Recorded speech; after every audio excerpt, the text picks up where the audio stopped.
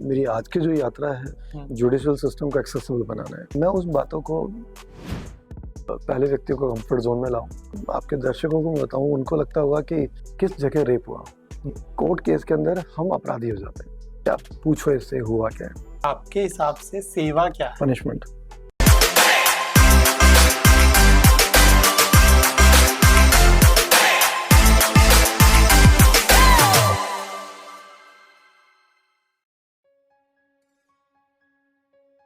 Sir, स्वागत है आपका हमारे एपिसोड पे। तो सर, सबसे पहले मैं यहाँ से शुरू करना चाहूँगा कि आपका बचपन कैसा रहा और क्या बचपन से ही आपके अंदर सेवा का भाव था? सिद्धार्थ, बहुत बहुत आभार आपका बुलाने के लिए आपके इस पॉडकास्ट कार्यक्रम में। बचपन की बात करें तो चूँकि जीवन की शुरुआत बचपन से होती है, जैसा आपने बचपन में देखा है, उसी को आप अज्यूम करते हैं कि आगे जाके कैसे आपको डायरेक्शन पे जाना है। मेरी आज की जो यात्रा है, अब तक की जो मैंने यात्रा की है, वो बचपन की ही देन है। हाँ। जिस एरिया में मैं रहता था, उस एरिया के अंदर बहुत सारे ऐसे लोग रहते थे जो बोल और सुन नहीं सकते थे। आजकल तो हम इसको दूसरे तरीके से बोलते हैं कि वो अपनी बात को संकेतों में कह सकते हैं, आंखों से देख सुन सकते हैं, तो अभिव्यक्ति का। लेकिन उस टाइम तो वही कंडीशन थे कि एक्चुअल में उनका जो सोसाइटी था वो बोल और सुन नहीं पा रहा था। और बोल सुन नहीं पाने के अंदर ये हो गया कि वो अपनी अभिव्यक्ति व्यक्त नहीं कर पा रहे थे। ऐसे में हम वो जो छोटी छोटी गॉसिप होती थी एरिया की, पतंग उड़ाने पे, किसी के बारे में बात करने पे, वो सारी चीज़ें, वो बड़ा अच्छा अनुभव था। तो उसकी वजह से हमने ये बचपन की याद है तो उसी तरफ लेके जाती है मुझे। बाकी अब थोड़ा बहुत गांव में पढ़ाई किया, फिर शहर आ गए। जो जयपुर में आपने देखा होगा पिछले 30-40 सालों के अंदर जो बदलाव आए। इनफैक्ट मैं 80 का बोर्न हूँ, तो 80 के दशक से लेके मैं, मतलब 80 तो खैर हमें याद नहीं है ढंग से, बट 90s के बाद में जो चेंजेस आए इंडिया में, खासकर राजस्थान में, वो देख के लगता है कि हाँ, बहुत सारी चीज़ें चेंजेस आ गए हैं, लोगों की सोच बदल गई है। 16 रुपए का पेट्रोल हुआ करता था, आज 100 पार हो गया। तो वो दौर हमने पूरा देखा हुआ है। तो मुझे बड़ा अच्छा लगता है कि जब भी आप जैसे युवा कोई अच्छा काम कर रहे होते हैं, तो लगता है कि यार अगर ऐसे मौके हमें मिले होते तो हम कितना आगे कर सकते थे। खैर, तो बचपन बड़ा अच्छा रहा। तो सर, आपके हिसाब से सेवा क्या है? मेरे हिसाब से सेवा जिससे आप संतुष्ट हो। आजकल हमारे साथ तो उल्टा हो रहा है, क्योंकि जो सेवा मैं कर रहा हूँ, हम बोलते हैं कई बार कि प्रोसेस बिकम पनिशमेंट, तो मेरे साथ तो वो होता है। हमारी जो सेवा है वो हमें बहुत ज़्यादा पीड़ा देती है, क्योंकि हमारी सेवा को हम लोगों के सामने व्यक्त नहीं कर सकते। प्राइवेसी का मामला होता है, लोगों को हम बता नहीं सकते हैं कि हम एग्जैक्टली उन किसी की लाइफ में क्या कर रहे हैं। लोग पेड़ लगाते हैं, 5 लोग मिलके फ़ोटो खिंचवा लेते हैं। हमारे यहाँ पे हम जो कर रहे हैं हम शेयर ही नहीं कर सकते किसी को। तो मेरी वाली सेवा थोड़ी डिफरेंट है, वो लोगों को कोशिश करेंगे बताने की आपको, लेकिन वैसे कहें तो सेवा मतलब संतुष्टि वाली बात है कि आप संतुष्ट हो रहे हैं, आपको रात को अच्छा लगता है। आज जब मैं कोई पुरानी बात की बात करते हुए आपसे खुशी से उस बात का जिक्र करूं, तो वो जो स्माइल चेहरे पे आती है, वो एक्साइटमेंट जो आता है कि यार बिकॉज ऑफ अस या बिकॉज ऑफ मी ये काम मेरा हो गया और उसकी लाइफ में चेंज आया, तो मुझे लगता है वो चीज़ बहुत ज़रूरी है। क्योंकि जब हम किसी की फैमिली में जाके या किसी के लिए उनको रिप्रेजेंट कर रहे होते हैं हमारे प्रोफेशन के अंदर, तो लगता है कि यार मेरे नहीं होने से या मेरे सेवा भावी काम से अगर मैं इसको स्टेप फॉरवर्ड करता ही नहीं, तो ये होता कैसे। लेकिन सर, जब हम देखते हैं कि जो भी सेवा करते हैं या एनजीओज चलते हैं, आज उनके फोटोग्राफ्स होते हैं, वीडियोस होते हैं उन एनजीओज के, उनके जो काम करने का तरीका होता है वो पूरा तरीका दिखाते हैं। होता कम है, बहुत सारी जगहों पे होता कम है, दिखाया ज़्यादा जाता है। आप कैसे मैनेज करते हो कि जहां आपको दिखाना कम है और करना ज़्यादा? इसका एक बहुत साधारण सा एग्जांपल है कि पूरे भारत में शायद आपके दर्शकों को अगर आपने बता दिया है पहले से तो अच्छी बात है, नहीं मैं बता देता हूँ कि मैं जिस क्षेत्र में मैं काम करता हूँ वो एक पूरी कम्युनिटी है, और वो कम्युनिटी बोल सुन नहीं पाती है। लोग हैं आपकी तरह, हमारी तरह, और जब उनकी लाइफ में वो वॉइस या इक्वलिटी जब मिसिंग है, तब उनको बहुत सारे चैलेंजेस होते हैं।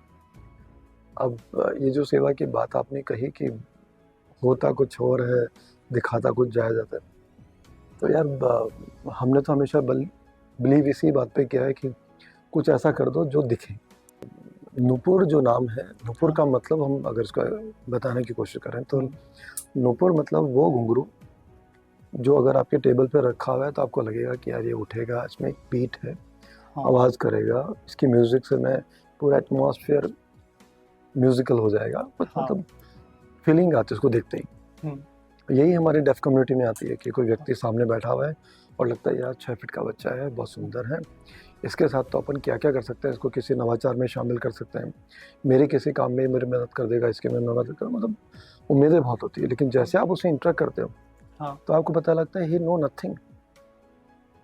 अब उसका फिजिक मेरे काम नहीं आ रहा है, हाँ। उसकी समझ पूरी है, लेकिन समझ को उस डायरेक्शन में क्रिएट ही नहीं किया गया। तो ऐसे में फिर दिक्कत आती है कि यार हमने जब ये नाम डिसाइड किया था तो ये सोचा था कि ऐसा नाम चुनेंगे जो उसको रिप्रेजेंट करें।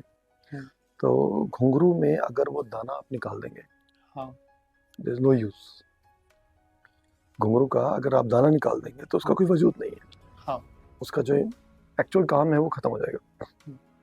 डेफ कम्युनिटी के साथ भी यही है कि हट्टे कट्टे 6 फीट के भैया लोग हैं, दीदी लोग हैं, बच्चे हैं, सब हैं, बट वॉइस एबिलिटी नहीं है, सुन नहीं पा रहे, समझ पा रहे, मैं समझ का नहीं बोल रहा हूँ, हाँ। सुन और बोल नहीं पा रहे। लेकिन आप तो वो बैरियर भी खत्म हो गया, आपके पास साइन लैंग्वेज है, आप आसानी से बात समझ सकते हो, समझा सकते हो, बट लोगों ने इसको वैसे बनाया नहीं। तो हमने सोचा था कि नूपुर के नाम से हम ऐसा सोसाइटी क्रिएट करें जिसके अंदर हम उनकी मदद कर सकें, जो ब्रिज है उसको हम उस गैप को ब्रिज कर दें, ऐसा बोल के। और ये भी सोचा हुआ था कहीं पे कि कभी कुछ अगर एक और स्टेप आगे बढ़ना पड़ा तो हम संवाद के नाम से कुछ करेंगे। संवाद डायलॉग, तो जो डायलॉग मिसिंग था नूपुर में, उसकी भी कमी पूरी करेंगे। तो हमने ये दोनों काम किए। और नूपुर जो संस्थान है वो डेफ कम्युनिटी को इस तरह से रिप्रेजेंट कर रही थी, उसका ऐसे व्यक्त कर रही थी कि आप में भले ही वोकल एबिलिटीज़ नहीं हो, आपकी आवाज़ बनने का काम हम करेंगे, आपके जो भी डेली के सर्वाइवल्स हैं, आपके बैरियर हैं, उनको हम ब्रेक करेंगे, हम आपको इंक्लूसिव और एक्सेसिबल एटमॉस्फेयर देने की जिम्मेदारी हमारी। हमने बहुत पढ़ा इसके ऊपर, बहुत पर्सनल अनुभव किए, ग्राउंड लेवल पे जाके गाँवों के अंदर ढानियों में उनकी एक्चुअल कंडीशन को जाना, और वो जानने के बाद फिर हमने नूपुर को फॉर्मली रजिस्टर्ड किया राजस्थान में। और उसके बाद, उससे पहले भी काम तो चल ही रहा था, बट उसके बाद थोड़ा और तेज़ी से ब्रांड लेवल पे चल। अब ठीक है, जितना कर रहे हैं मुझे लगता है लोग तो अच्छा अप्रिशिएट कर रहे हैं। सर जैसे आज हम देखते हैं तो आज जो नूपुर संस्था है, आज उसका बहुत अच्छा नाम है। हाँ। लेकिन मैं ये जानना चाहूँगा कि जो स्टार्टिंग फेज जो था इसका, उसमें आपको क्या क्या चीज़ें झेलनी पड़ी या फिर क्या प्रॉब्लम्स आई? जैसे मैंने हमेशा से कहा कि मेरी वाली जो डिसेबिलिटी है, मैक्सिमम आपके दर्शकों को मैं बताऊं, उनको लगता होगा कि एक व्यक्ति जिससे मैं बात नहीं कर सकता हूं, जिसकी मैं समझ नहीं सकता हूं, इसमें शायद मल्टीपल डिसेबिलिटीज़ होंगी। मोस्टली लोग उसको पागल करा कर देते हैं, अरे तो पागल है। एक्चुअल में वो पागल नहीं है, एक्चुअल में उसके पास एक ही है कि आप उसकी समझ नहीं पा रहे हो और आप उसको समझा नहीं पा रहे हो, लैंग्वेज है। और चैलेंजेस यही है कि जब आप डिसेबिलिटी को नहीं समझ पाएंगे तो उसके ऊपर काम करने वालों को कैसे समझेंगे। और जैसे मैंने कहा कि मैंने तो इसका जो समाज सेवा का जो सबसे हार्ड कॉर्नर था, मैंने वो चुना कि पुलिसिंग को एक्सेसिबल बनाना है, जुडिशियल सिस्टम को एक्सेसिबल बनाना है, गवर्नमेंट प्रोसीजर को एक्सेसिबल बनाना है। तो मैं तो काम वो कर रहा हूँ जिसके अंदर लोगों तक मैं उसको लेके नहीं जा सकता हूँ। मतलब 2.5 लाख से ज़्यादा केसेस पे काम किया होगा हमने, और सारे केसेस में हम पे जिम्मेदारी बनती है कि हम उन केसेस को सार्वजनिक ना करें।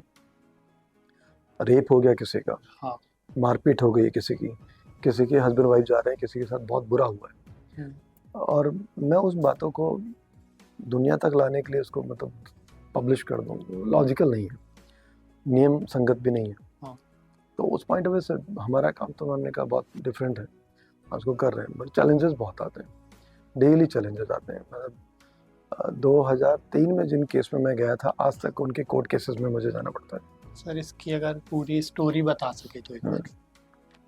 देखिए, डेफ कम्युनिटी सोसाइटी का वो व्यक्ति है जो आपके साथ रह रहा है हम्म, और साथ में सब कुछ कर सकता है, लेकिन बस ये है कि सोसाइटी उसके बारे में अवेयर नहीं है। हम्म, और ये अवेयरनेस के लिए ही हम पिछले कई दशकों से काम कर रहे हैं। मतलब हम ऑफिशियली बोले तो 2 दशक से ज़्यादा से हम काम कर रहे हैं। हाँ, और हमारे पे जो जिम्मेदारी बनती है वो ये कि हम सोसाइटी के अंदर मैसेज दें हम्म, कि ये लोग हमारे जितना ही योग्य हैं। हाँ, बस कोशिश करें आप लोग इनको मौका दें। हम्म, अगर आपने अपना थोड़ा सा इनको मौका दिया तो मुझे लगता है कि ये लोग इंक्लूसिव समाज की तरफ आगे आ जाएंगे और जो भी आप और हम कर सकते हैं वो ये बच्चे भी कर पाएंगे। हाँ, बट और ये कैटेगराइज नहीं है कि कोई बच्चा है, युवा है। अभी बहुत सारे बच्चों को हम मिलते हैं। अभी यूपी गवर्नमेंट में हमने 72 जिलों को इंक्लूसिव किया। हम्म, पुलिस का 72 जिलों की पुलिस को एक्सेसिबल बनाया हमने। तो उसकी जो ब्रांड एम्बेसडर हमने चुनी वो बच्ची डेफ ही है। हाँ, इनफैक्ट उसकी मम्मी, उसके पापा, उसकी जो बच्ची, हम्म, एक ही परिवार में 3 डेफ हैं। हाँ, और ये बहुत रेयर नहीं है, आमतौर पे कई सारे परिवार मिल जाते हैं ऐसे। हम्म, तो उस बच्चे के साथ जब हम ये सब कर रहे हैं तो हमने डिसाइड किया था कि हमारे उस मिशन के लिए हम उस बच्चे को ही ब्रांड एम्बेसडर बनाएंगे। और वो बहुत अच्छा किया उसमें। और वो क्योंकि उसको मालूम है उसकी पीड़ा क्या है। हाँ, तो बहुत उत्साहित हो गया। उसने स्कूल में भी हमें प्रमोट किया, आपके घर पे भी उसने विज्ञापन बनाए काफ़ी सारे और डाले, आगे डाल के हम उसको लेके जा रहे हैं सब जगह पे। तो ठीक है। तो ये जो जुडिशियल सिस्टम है या फिर पुलिस वगैरह जो है, इनसे कोई प्रॉब्लम नहीं आई कभी? बहुत आती हैं। जैसे? देखो आप किसी कहते हैं ना, आपके अधिकारों का हनन हो रहा है, हाँ, हम याद करते हैं कि साहब संविधान में ये लिखा हुआ है। हम्म, यार संविधान कब लिखा गया तो पता है आपको? नहीं पता होगा। 1872 के अंदर एविडेंस एक्ट लिखा गया था, हाँ, साक्ष्य अधिनियम। 1872 में जो बात लिख दी गई है कि आपको बराबरी का अवसर देना है, हाँ, उसके लिए 2000 मतलब 1995 में एक अधिनियम आया। हम्म, अधिनियम कब आ रहा है? उसे कई वर्षों बाद, हाँ, ऑलमोस्ट दशक बाद, मतलब वो क्या, एक पूरा सेंचुरी के बाद। हम्म, 1872 में जो बात कह दी गई है, आप वापस उसको 2095 में, 1995 में कह रहे हो। फिर आपको उसको नियम बनाने की जरूरत पड़ रही है। 16 में नियम बना दिया, फिर 17 में इसको अपडेट कर दिया। हम भी उसका हिस्सा रहे। बट ऑनेस्टली मतलब ये लोगों की अवेयरनेस नहीं होने पे, मतलब मैंने अभी कल भी एक लेटर लिखा है, 10-12 मिनिस्ट्रीज को उसको टैग किया है। और एक स्टैंडर्ड प्रोसेसिंग जो सिस्टम होता है एक तरह से, हम्म, ऑपरेटिंग सिस्टम, जब आपने पॉडकास्ट यहाँ शुरू किया तो उससे पहले एक व्यक्ति लाइट चेक करेगा, किसी को इनवाइट किया जाएगा, कोई स्क्रिप्ट बनेगी, सब कुछ बना हुआ है आपका, एक एसओपी है आपके। हाँ, हमारे वाले काम के अंदर आज तक एसओपी ही नहीं है। अब आप सोचो जिस चीज़ का कोई नियम नहीं बना, हम्म, वो बिना नियमों के कितना खतरनाक है न्याय लेने के लिए भी, हम्म, और न्याय को जो सपोर्ट कर रहा है हम जैसे लोग। मतलब ये हमारी कंडीशन ऐसे आ जाती है सिद्धार्थ की, एक कोर्ट केस के अंदर हम अपराधी हो जाते हैं। मतलब अगर मैंने आज आपके एविडेंस किसी, हमारे पास क्या होता है, पूरा सिस्टम बताने की कोशिश करता हूँ। हम्म, सपोज आपके इस एरिया के अंदर कोई क्राइम हो गया, हाँ, एक व्यक्ति डेफ है, उसके साथ क्राइम हो गया, और आप उस एरिया के सर्कल इंस्पेक्टर हैं। हाँ, तो आपके पास जिम्मेदारी बनती है कि आप जाएंगे और एक ऐसे व्यक्ति को ढूंढेंगे जो उसकी बात को ट्रांसलेट कर दे आपको, सो कॉल्ड अनुवादक, दुभाषा, जो भी आप कहें। अब क्योंकि एसओपी नहीं है, हम्म, सोशल जस्टिस डिपार्टमेंट जो है उसकी पर जिम्मेदारी है कि उसने कभी कोई ऐसा संज्ञान लिया ही नहीं हाँ, कि ऐसे लोगों को आइडेंटिफाई करूं, मेरे एरिया के पुलिस को दूं, जिला प्रशासन को दूं, सोशल जस्टिस में रखूं। हाँ, ऐसे लोगों का कोई डेटा ही नहीं बना। अब जब डेटा नहीं बना है तो उस पुलिस वाले पे प्रेशर आता है कि वो ढूंढे कहीं से। अब वो सबसे पहले भागता है ऐसे स्कूलों के अंदर जहाँ ये बच्चे पढ़ते हैं। हाँ, उन टीचर्स के पास में 3-3 महीने के क्रैश कोर्स का डिप्लोमा होता है। मतलब ये कि बिना अनुभव के हाँ, वो एनसीईआरटी और ये जो आरबीएससी की जो बुक्स हैं, सो कॉल्ड डमी वाला लिखना और उसको कॉपी करवाना है, ये काम तो कर सकते हैं वो, हाँ, कि बोर्ड पे लिख दिया और बोले कॉपी कर लो, समझ में आ रहा है। पढ़ा तो वो भी नहीं पा रहे। जो आदमी सामान्य वो किताबों को नहीं साइन पढ़ा पा लैंग्वेज रहा, पूरी नहीं बता वो लैंग्वेज में ट्रांसलेट कैसे करेगा? तो ये टीचर्स के पास भागते हैं कि सर हमें तो कागज़ वाला आदमी चाहिए, हमें एक आदमी दे दो जो इसको ट्रांसलेट कर दे। अब चलो, ना से अच्छा कुछ तो हो, क्योंकि उन्होंने डेफ लोगों के साथ में काम किया है, तो उस रेफरेंस पे भी अगर अपन एक बार को अलाउ कर दें तो वो टीचर जाते हैं और वो जाके कोशिश करते हैं। पहली बात तो टीचर्स हाँ ही नहीं करते कि मैं गवर्नमेंट टीचर हूँ या मैं प्राइवेट टीचर हूँ और मैं इस केस में नहीं जाऊँगा। तो पहली बार में तो वो रिफ्यूज़ कर देते हैं, फिर भी पुलिस उनको रिक्वेस्ट करती है। मैं अपनी एंगल तो मैंने डाला ही नहीं अभी तक।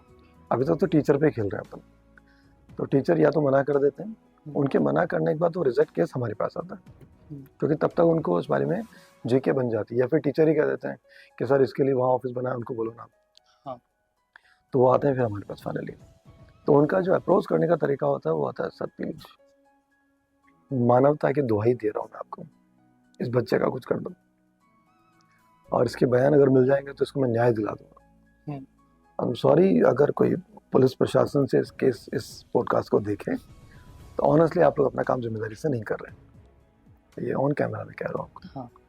उसका रीज़न क्या है कि जब तक उनके पास केस नहीं आता तब तक वो इस बारे में जानते ही नहीं कुछ, और अज्ञानता में आप क्या ही कर सकते हो। वो एक होता है ना, we don't know what we don't know, घूम रहे हैं। ठीक है, हम टीचर्स को भी कई बार एक जुमला बोलते हैं कि a good teacher can be teachable. आपको आता ही नहीं कुछ तो आप क्या करोगे। चलो थैंक यू कि आपने सही जगह उसको भेजा हमारे पास। अब वो केस हमारे पास आ गया, तो हम उनसे पूछते हैं कि ठीक है आपका एसओपी क्या है, कि किस तरह से हमें इसके ऊपर काम करना है। ये बात हो गई, मतलब 2003 से पहले की बातें कर रहा हूँ।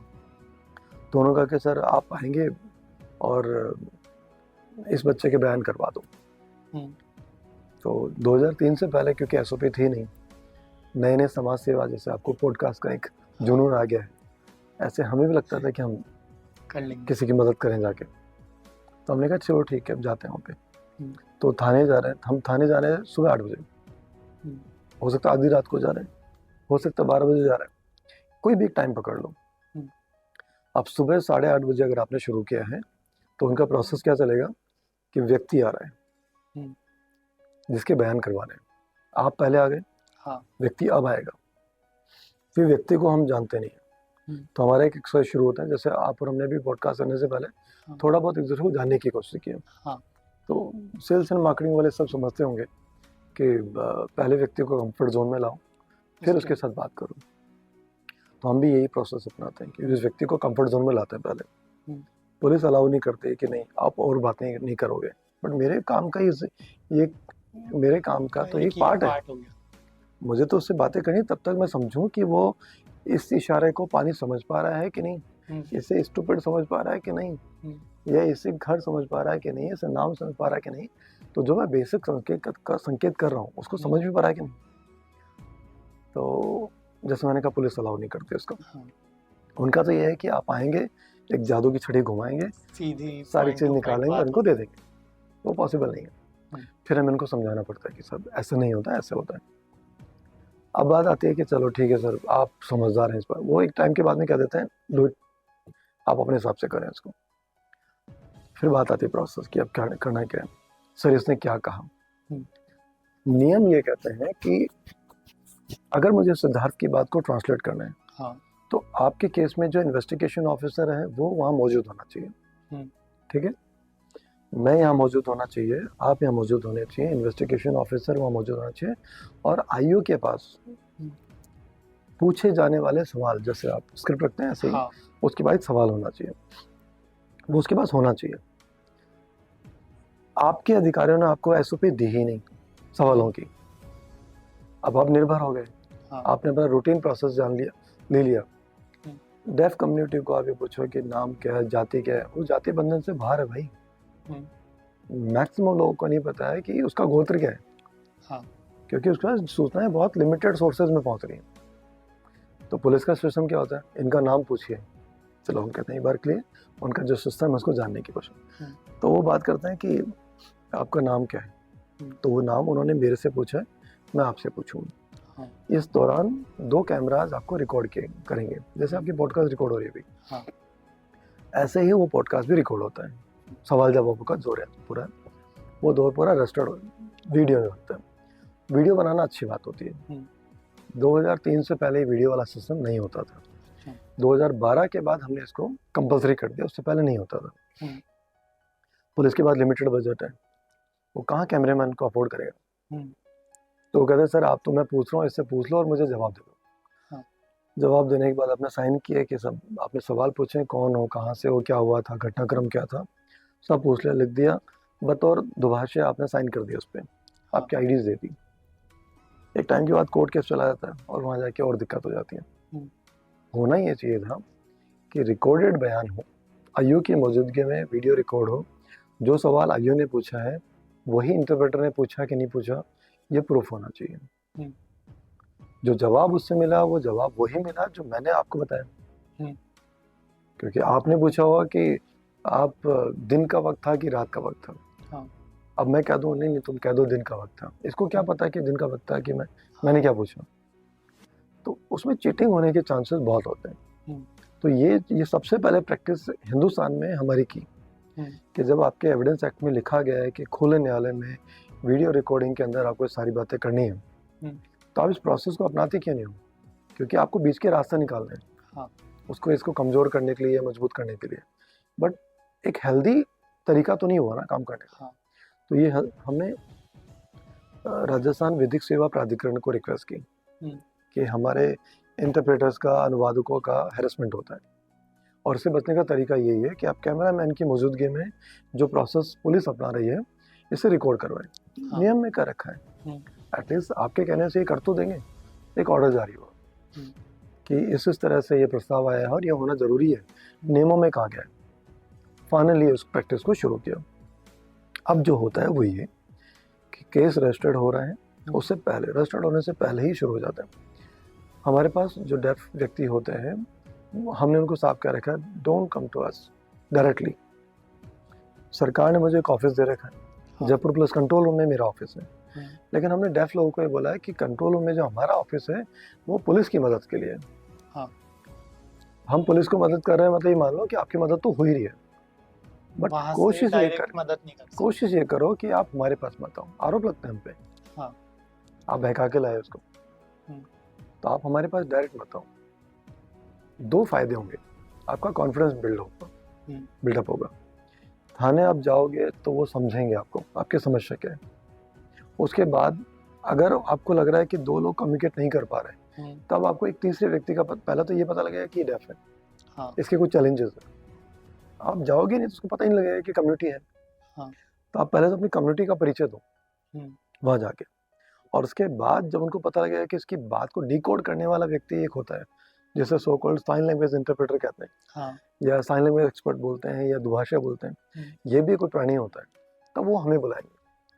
अब हमारे जाने के बाद फिर हम जैसे लोगों को एडवाइस करते हैं कि नियम कहते हैं वीडियोग्राफर बुलाओ, उसके बाद ही मैं संकेत शुरू करूँगा। इसने मुझे कहा राम ने चाटा मारा, कोर्ट जाके शाम हो गया। तो राम और शाम में कोर्ट की प्रोसेस है यार। तो उनको बताने के बाद कहते चलो हम करते हैं। अब वो सिस्टम शुरू होता है कि रिकॉर्डेड हो गया। रिकॉर्डिंग का बेस्ट पार्ट क्या है कि राम और शाम नहीं हो सकता। लकड़ी से मारा है कि लोहा से मारा, वो फिक्स है, जो संकेतों में आ गया वो आ गया। वो जो उसने बोला वो पूरा बयान वो रिकॉर्डेड।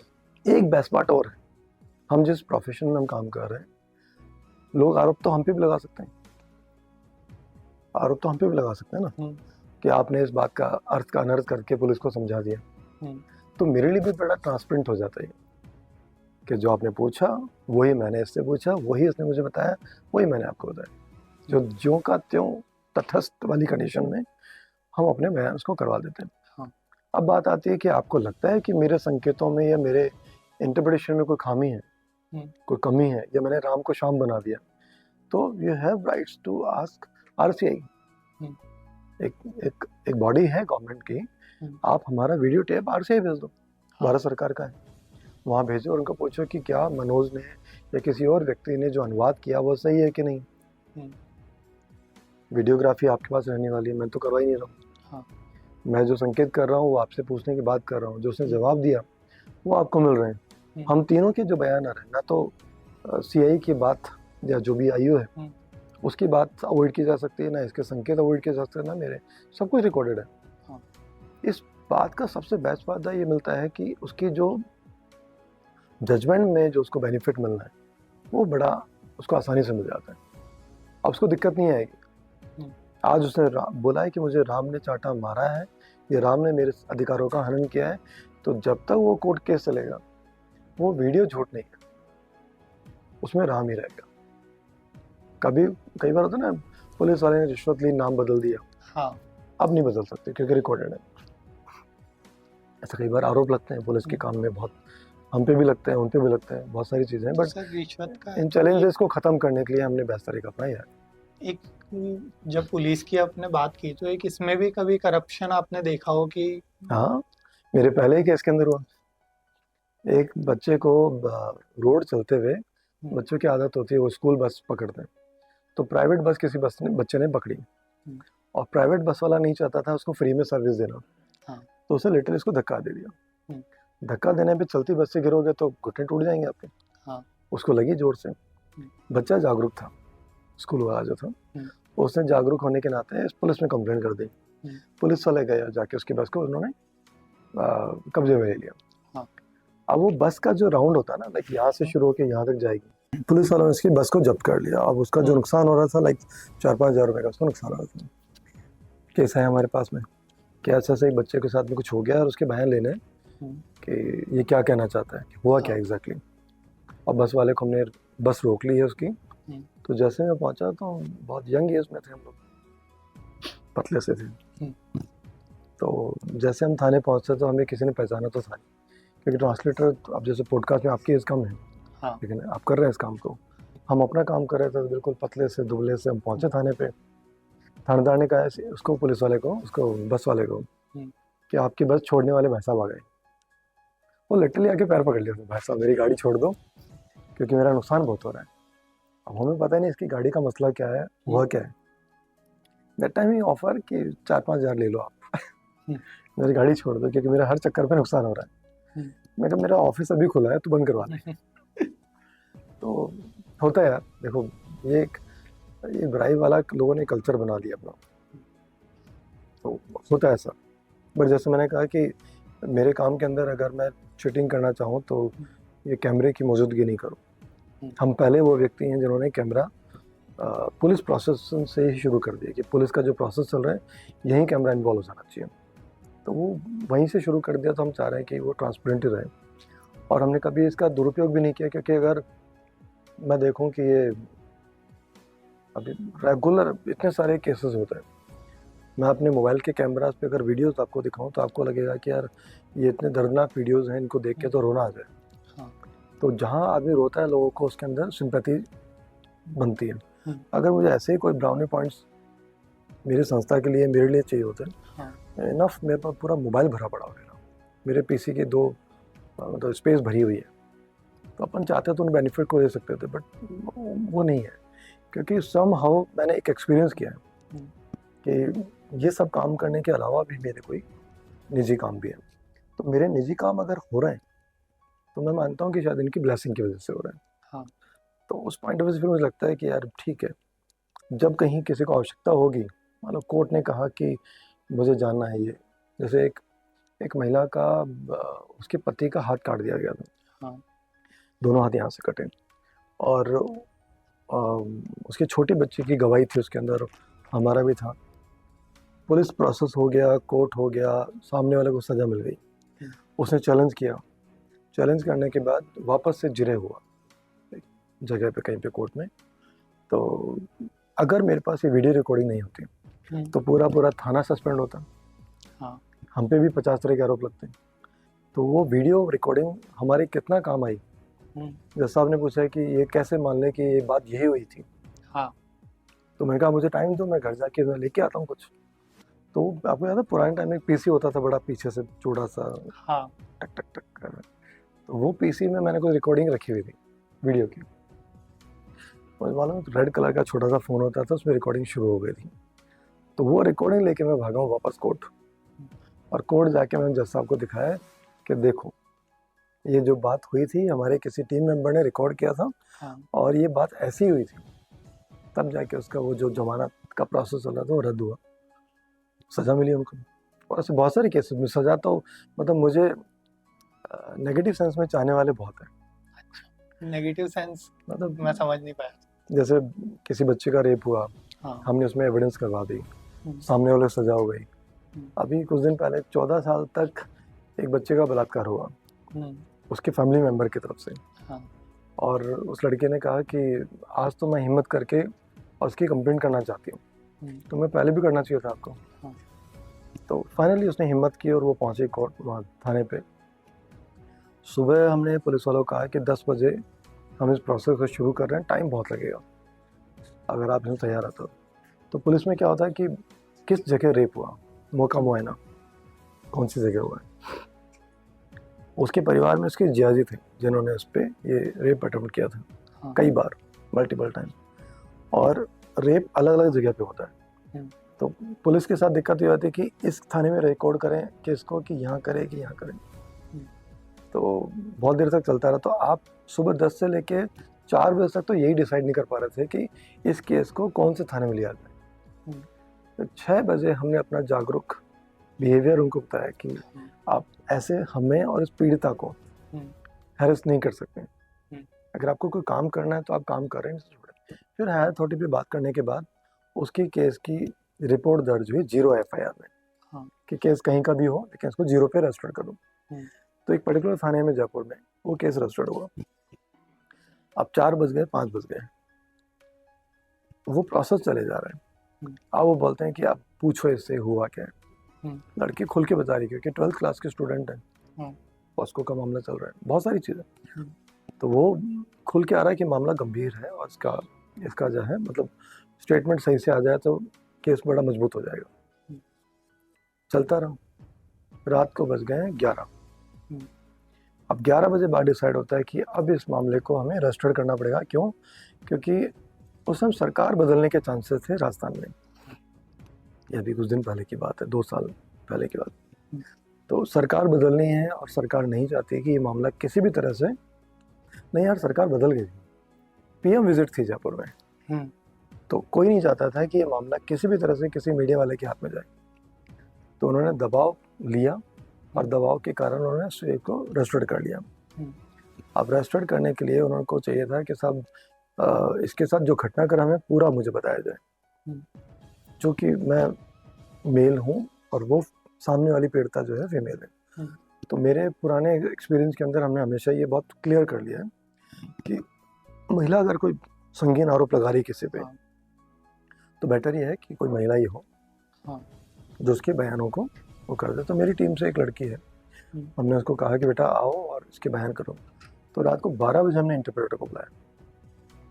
उसकी पर्सनल लाइफ होती है, उसको बच्चा भी हुआ था उस टाइम पे, बट चूंकि हम सेवाभावी लोग, हमें अब लगता है कि हम ही जिम्मेदारी सारी लेके चल रहे हैं दुनिया की। सामने हमने उसको बुलाया कि चलो एक बार तो आ जाओ आप और करवा दो, क्योंकि गंभीर मामला जो केस 14 साल तक डिले हो चुका है, आज हमारी वजह से एक दिन भी डिले क्यों।